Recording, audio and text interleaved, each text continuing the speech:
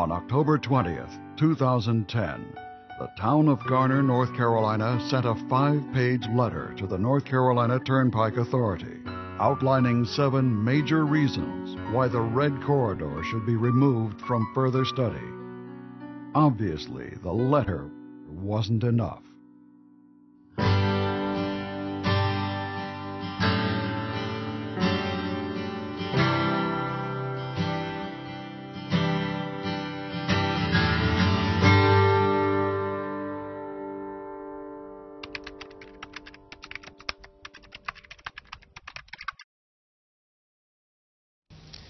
I'm in White Deer Park, Garner's premier nature center park.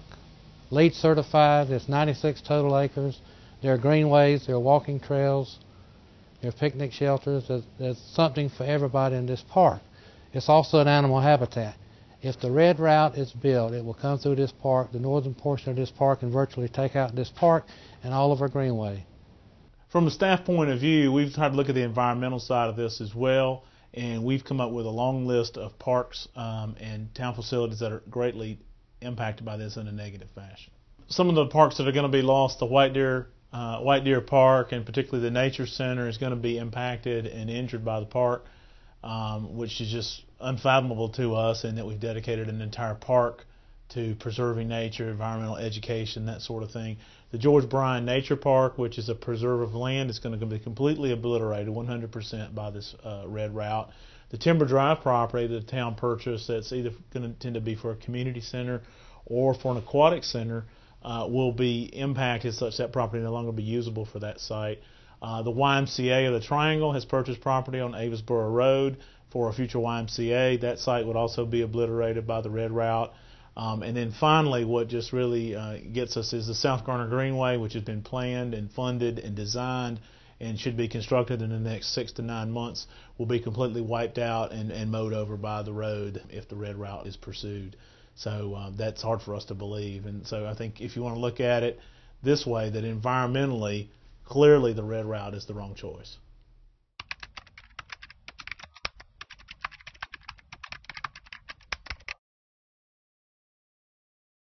With me today is the Bible for growth and future planning for the town of Garner.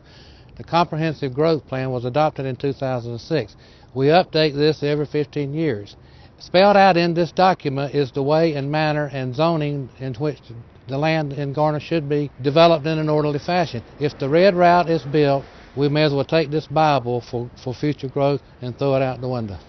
I think we're incredibly disappointed, again, on the growth side of things. Our Comprehensive Growth Plan has been in place for a number of years. This red route is incredibly detrimental to that. We've made significant infrastructure investments and planning decisions based on the understanding of the protected route, which we're calling the orange route here.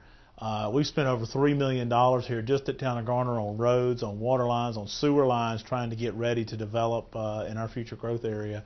And not just the town, but many people, property owners, have made investment decisions based on the location of the orange route in the protected corridor, and all of a sudden this red route's thrown on us at the last minute.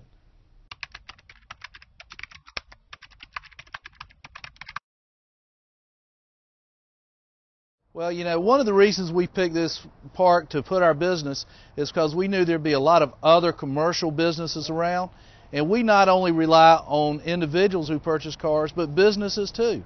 And it affects the tax value, it affects the money that comes into the county or into Garner, and you know, there's got to be a better alternative. The red route is going to be hugely detrimental to our primary industrial recruitment area, particularly Greenfield South Business Park. We're going to lose probably as many as 26 lots in that park, representing about $30 million in tax investment. There are prospects that will be affected. There are current tenants that will be affected. There are folks that are currently under construction with projects that are going to be impacted. We're just going to see a demise of one of our most important industrial areas in town.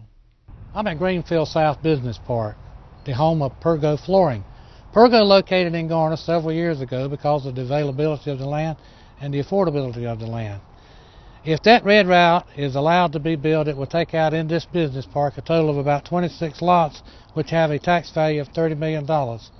So it is important that we do not allow this red route to be built.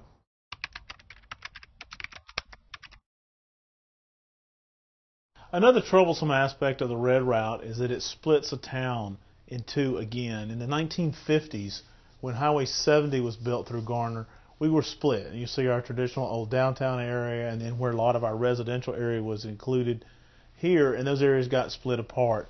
As you can see, the red route here will split the town in two once again, and that's just not something that we can afford to have happen to our community. We'd like folks to give deference to our long-range planning and, again, push this road further south as the original corridor called for, and let the town grow towards the new road instead of being split in half by the new road. I'm on Highway 70. During the early 50s, the federal government decided we needed a road through Garner, so the feds funded a road through Garner. Highway 70 was built, and as a result of Highway 70 being built, the town of Garner was split into two towns, virtually an old Garner and a new Garner. The proposal, the red proposal, through the Turnpike Authority will do that same thing. It will essentially cut Garner into two towns. It's been done one time. We don't need it to happen again. This is Lake Benson, a drinking water supply, and also part of the critical watershed area. The construction of the red route will lead to sedimentation and construction runoff, eventually ending up in our water supply. So we don't want the water supply contaminated. Our citizens are conscious of the water supply, and we don't want it contaminated, so we don't need the red route to be built. We believe this newly proposed corridor will create major negative water quality impacts to Lake Benson. As you can see here, Lake Benson is very close to the proposed new red route. City of Raleigh Utilities Department has just built a $90 million brand new state-of-the-art water treatment plant just on the edge of Lake Benson. That's the major water supply for all of the Garner area and also all of downtown Raleigh.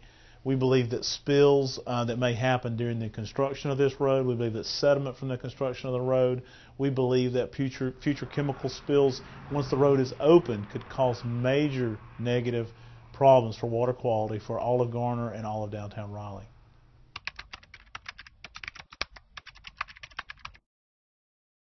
I'm at the village of Aylesboro, just off Aylesboro Road. This is a 55-plus retirement community where people come to retire. It is one of 13 neighborhoods that will be impacted if the red route is allowed to be built. There are plans for future development. The plans have already been approved by the town of Garner. The groundbreaking has taken place. You can see where the ground has been cleared. They're ready to develop. If the red route cuts through this subdivision, it will virtually destroy the planning.